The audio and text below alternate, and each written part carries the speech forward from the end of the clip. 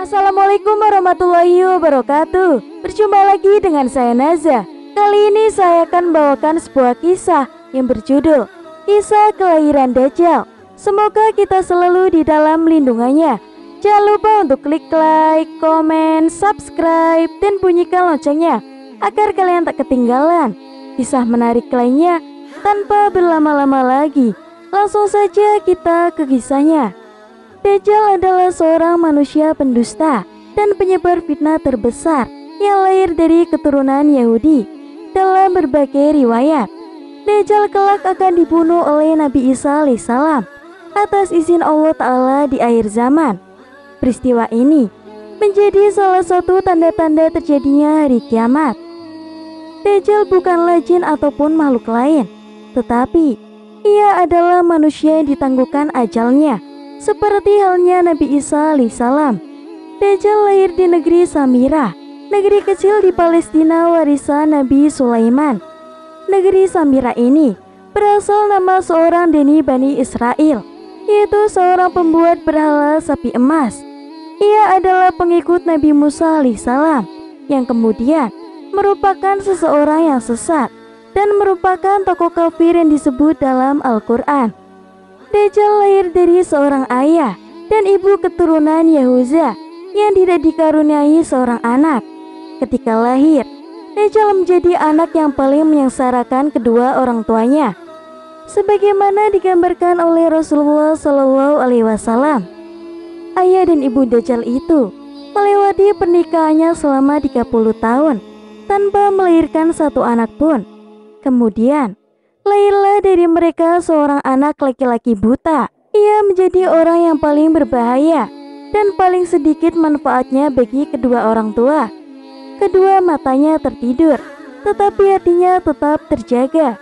Keluarga Dajjal, ayah dan ibunya adalah penyembah berhala. Mereka menyembah berhala berbentuk sapi betina. Menurut Isa Daud dalam bukunya, kemunculan Dajjal di segitiga Bermuda. Dajjal lahir 100 tahun sebelum kelahiran Nabi Musa alaihissalam.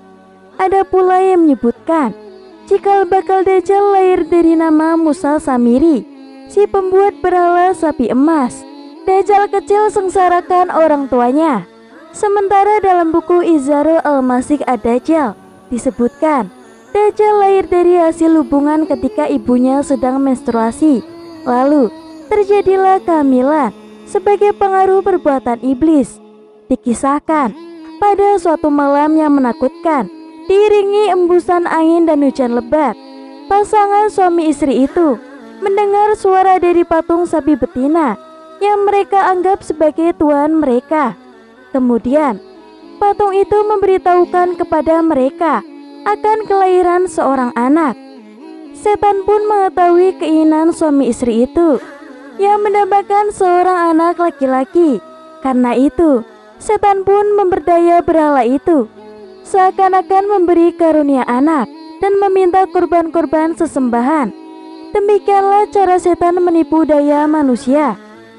Kemudian perempuan itu pun melahirkan anak lelaki, tetapi kedua matanya cacat sejak lahir. Bayi itu suka tidur malam dan siang dan jarang bangun. Sejak kelahirannya, Dajjal tidak mau menyusui dan selalu tertidur, hingga mengakibatkan payudara ibunya mengalami pembengkakan hebat dan menimbulkan panas yang luar biasa. Kemudian 2 bulan setelah itu ibunya meninggal dunia.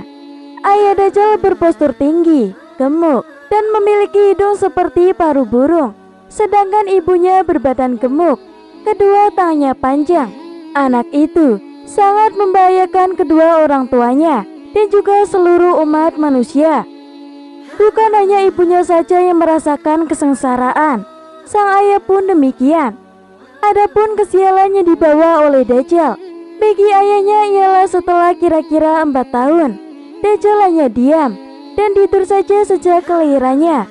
Pada suatu malam, anak itu bergerak merangkak seperti balita.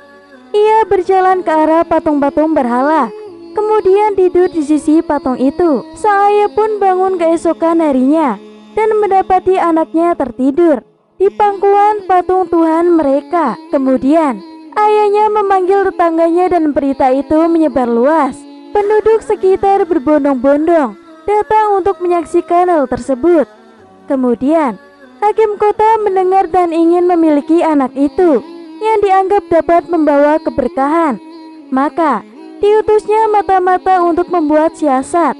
Maka, dihadapkannya lah ayah Dajjal kepada hakim kota dan dipaksa untuk mengaku bahwa kabar berita itu adalah hasil rekayasa dirinya. Karena itu, ayah Dajjal pun dipaksa untuk mengaku bahwa dirinya lah yang telah mengangkat anaknya dan menaruhnya di pangkuan patung sapi itu. Karena ayah Dajjal menyangkal tuduhan itu, ia pun dipenjara dan disiksa. Sementara Dajjal diambil oleh hakim dan dirawat di dalam istana. Dalam menghadapi siksa di penjara, ayah Dajjal tidak kuat sehingga ia terpaksa mengakui kebohongan itu. Setelah ia mengaku, kemudian ayah Dajjal pun segera diusir. Maka tinggallah ia sebatang kara karena ulah anaknya itu. Dalam keterasingannya itu, ayah Dajjal meninggal dunia dalam penderitaannya.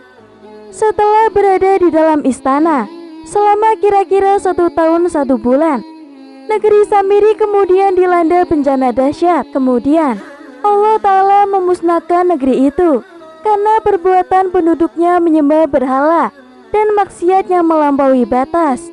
Kemudian Allah Subhanahu wa Ta'ala memerintahkan malaikat Jibril untuk menyelamatkan anak itu dan membawanya ke sebuah pulau terpencil yang terletak di tengah-tengah lautan luas yang disebut dengan Laut Yaman. Pulau yang didiami oleh Dajjal ini dikenal dengan nama Jazirah Asuban Ar-Rahib wa Adaba Al-Halba, yakni sebuah pulau yang terdapat ular mengerikan dan hewan-hewan berbulu tebal. Hewan melata yang berbulu lebat inilah yang menjaganya selama Dajjal mendiami pulau itu. Hewan ini disebut sebagai Al-Jassasa yang bisa berbicara layaknya seorang manusia. Pulau itu pun berukuran kecil, bagaikan tumbukan bebatuan. Pulau itu terpisah dari gugusan pulau-pulau yang lain. Dajjal sepanjang hari sepanjang tahun hanyalah selalu tidur layaknya penghuni gua. Untuk diketahui kisah Dajjal ini tidak ditemui dalam riwayat yang sahih. Adapun kebenarannya, kita masih membutuhkan referensi yang sahih selain yang diceritakan oleh buku-buku literatur tafsir.